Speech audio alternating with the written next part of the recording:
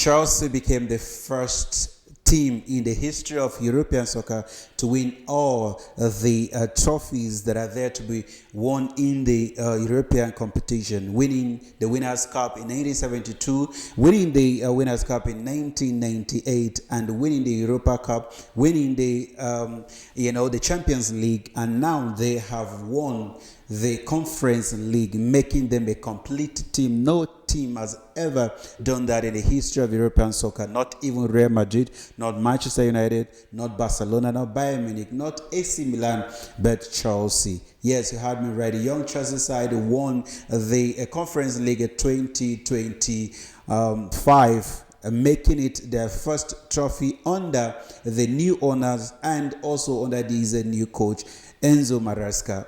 The beginning of the season, there were a lot of criticism from a lot of us fans about the fact that this Chelsea side were not heading towards a direction that will give them any trophy anytime soon. The coach himself came out to say that he is building a team that in the next 2 to 3 years, they will start competing for trophies and even qualify for Champions League. However, they have exceeded that expectation by making sure that they qualify for the Champions League and also did not go home empty-handed. The season ended with them winning the Conference League Cup.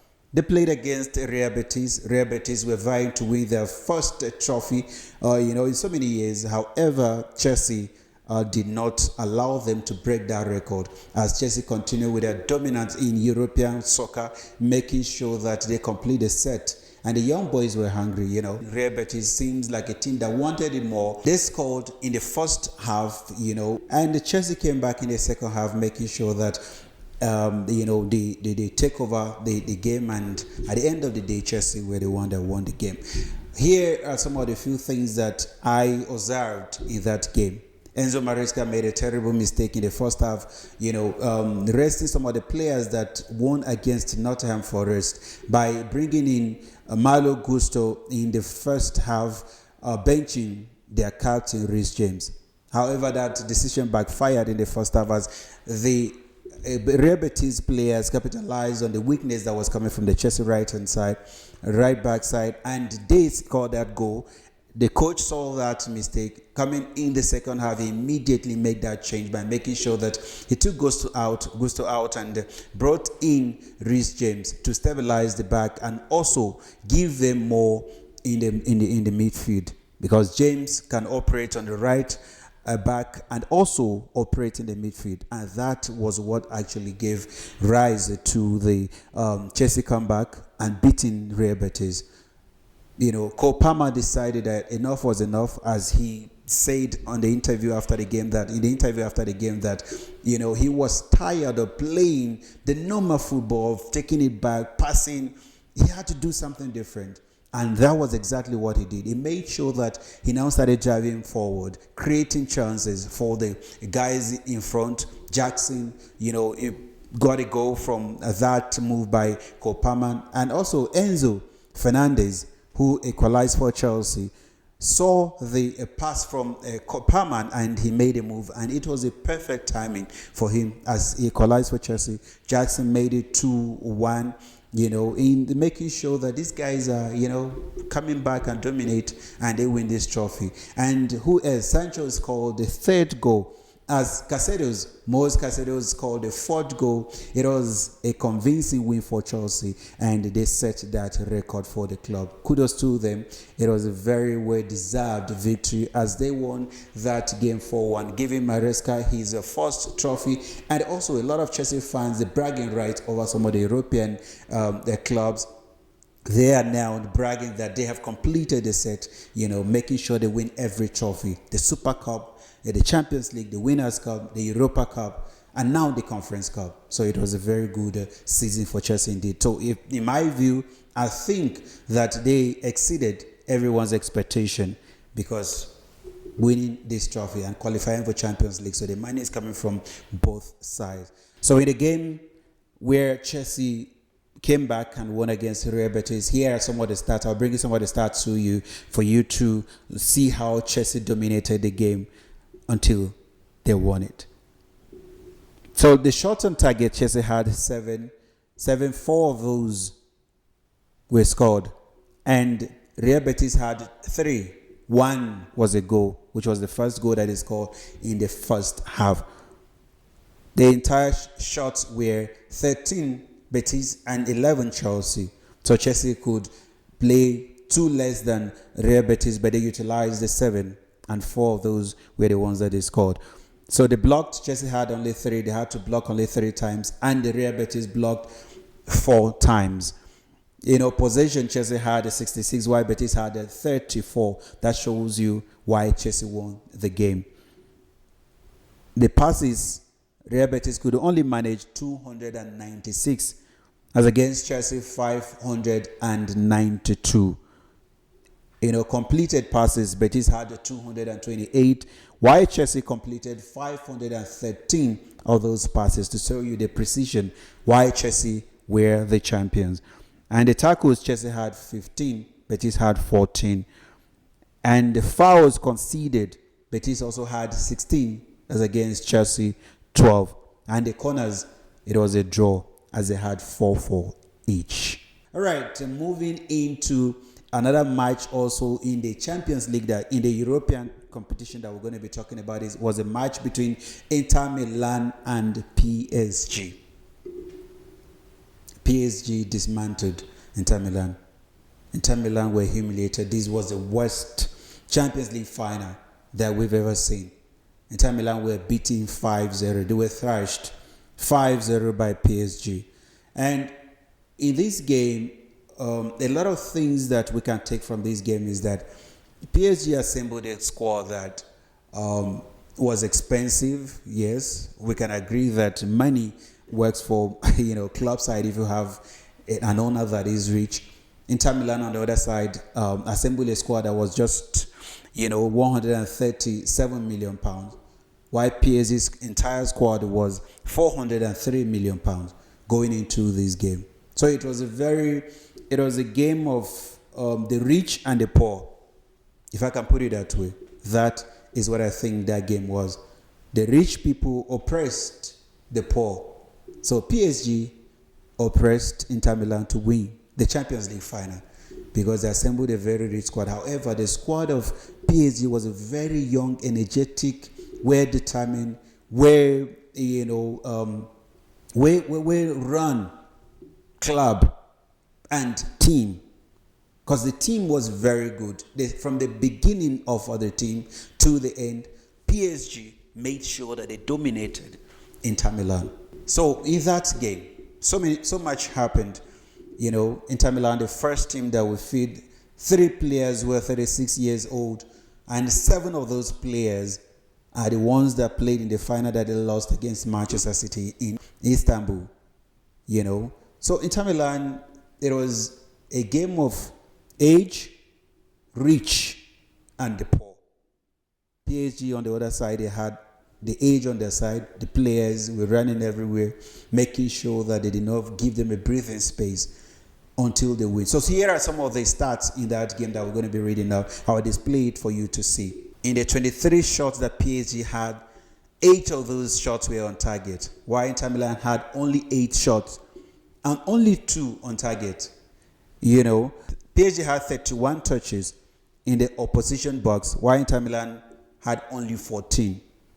PSG had 529 passes, Inter Milan 352. PSG had 464 completed passes, while Inter Milan had 287. PSG had 4 corners, Inter Milan 6. At least Inter Milan were ahead in something there, 13 fouls to PSG, while Inter Milan had only 7 fouls. You can see how dominant PSG were in that game. They winning their first Champions League trophy, and they won it in style. They did not just to beat Inter Milan, they humiliated them in this tournament, and making it the worst final for Inter Milan. So I think PSG went through a phase of rebuilding when they had from just superstars to now having players who can actually participate and play as a team. You can see in the likes of Desirado, You can see Dembele, Vitinho, you can see Hakimi. These guys were very well, organized individually and as a collective. They played together for each other. The team cohesion, the team understanding was just top notch for me. They played very, very, very well. So the PSG side, getting rid of the likes of Mbappe, for me, I think is a blessing in disguise, because now they won the trophy that they've been looking for. The trophy that they spent so much money looking for, they won it after all these players have gone. The likes of Cavani came to PSG. They could not achieve that. So it was just about bringing the superstars to make sure that they would build a team. And now they finally have a team. But kudos to the coach, Luis Enrique. This guy is just too good. He's building a team of young players that there's no ego in that team. There's no, infighting, off-field fighting. The players just stick to the business and they're getting it done. So they're winning every trophy that it is there for them to win. I can only, hope that they will build moving forward from here. But, they played a very solid game. And Inter Milan, on the other hand, I think for me, this calls for a rebuild, to revamp the entire system, the entire team. You'll watch the Inter Milan, you can only feel sorry for them, because they played like a team that was just, a team that gave up before they started. A team that went in and said, let's just go there and give it our all and see if there's anything we can get from this, fine. If there's nothing, we can just take it and move forward. So the players, you can't really blame them, because the team did not reinforce in a way that would make them the top competitors against a team that is way around, and a team that, spent so much, a team that's gone through the rebuilding process for a long time to be in the final of the Champions League and winning it. So Inter Milan, they tried, they were humiliated, but I think this is a learning curve for the team. They should just take it and make sure that they start a rebuilding process, and they recruit new players who can actually take Inter Milan to where they want to be.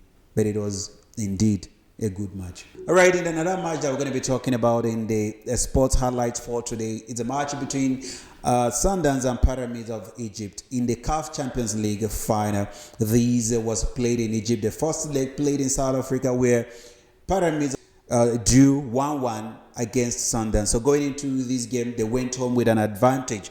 It was an advantage for them. It was in their hands for them to lose or win. However, they were able to establish themselves, and force themselves on Sundowns to take the home advantage and beat Sundowns in the final. It was actually a very sluggish start for Sundowns, as Kekana gave a ball to Mayele, feasting Kalala Mayele, who scored the first goal to make sure that he gave his team an advantage. Sundowns, however, had an opportunity where Matthews was supposed to equalize. However, the block from the goalkeeper was a well-deserved, save to make sure that he kept his team in the game, and they maintained that form to win this cup for the first time. So the Egyptian club sides set a record, winning their first CAF Champions League. However, they are now the fourth team in Egypt that is winning this tournament. That is a record that is unmatched. No nation on African continent that's ever done that, and no one, I think, is going to replicate that anytime soon, as these guys are very good when it comes to continental football. They are playing very well as a team. They understand the league, they understand the continent. So winning on the continent, it is their birthright to do so. So they beat Sundowns 2-1. It was a very highly tight, contested match. However, they wanted it more, they deserved it more, and they won. Congratulations to Pyramids of Egypt for being the African Continental Cup champions, Champions League of Africa, being the champions. And that, to me, is a great news. That man, Fisting Mayela, deserved to be named African Footballer of the Year on the African continent. Mind you, I'm not saying including the foreign players. No, I'm saying the ones on the continent. He deserved it because he won the major tournament, scoring in the final. So that is a thing of joy, and that is deserving of African-based Player of the Year award to Fisting Kalala Mayela. All right, ladies and gentlemen, we've come to the end of the soccer highlights with myself, Emi Akura. These are some of the few highlights that I'm able to bring to you until I come your way again next week with so much that is happening in the world of soccer. Remember, the Club World Cup is coming up, and I will make sure you don't miss a thing. I will make sure I bring all the highlights. I'll bring all the news. Everything that is happening in the Club World Cup will be bringing and will be reported on by me to you. Until I come your way again, stay blessed.